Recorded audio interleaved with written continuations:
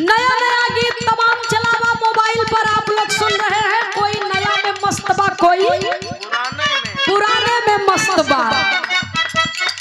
16 कलाएं अवतारी मुरली मनोहर भगवान श्री कृष्ण कन्हैया जी का बाल्य अवस्था बा। सखी लोग सब चिढ़ावत है कहा ये करिए।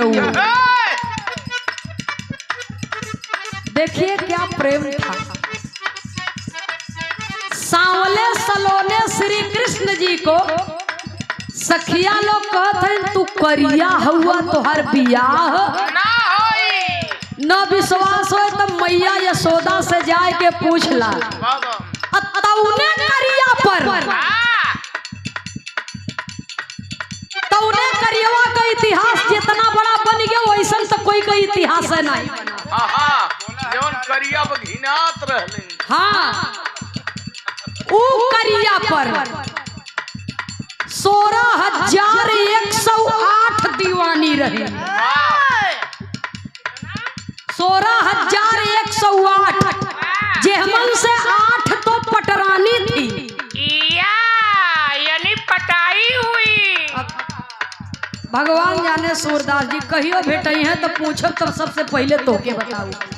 बतावे वाला चीज ज्यादा जानत। इतना तब पट रही चीट कितना रही हुई भगवान जाने। हर की लीला हर ही जाने। सखी लोग चिढ़ावत है भगवान के चिढ़ाई के कहता है।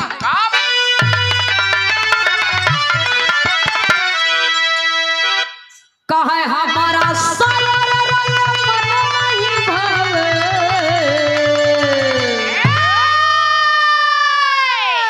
ए हो सांवरिया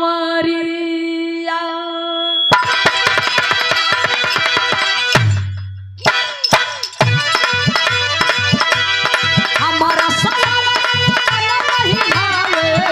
ए हो सांवरिया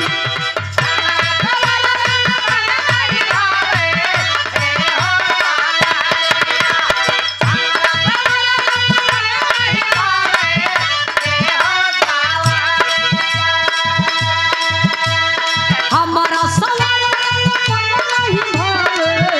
ए हो सांवरिया कन्हैया भगवान जी कहे दिलवा में जगह दे दा। दिलवा में जगह दे दा।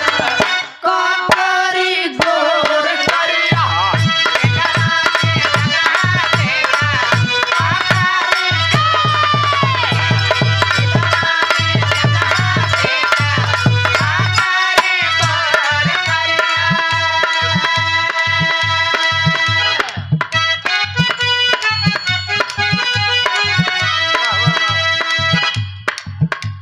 ये दुनिया में 3 हठ बहुत कठोर होता है।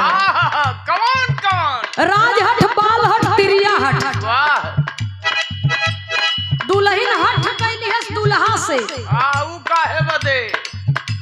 गाना नया हो पुराना हो हिंदी हो भोजपुरी हो कोई भी हो बाबा अगर फुहड़ता नहीं है तो गाँव में कोनो परहेज नाही बा। दुल्हा समझावा तो दुल्हन के का कहता।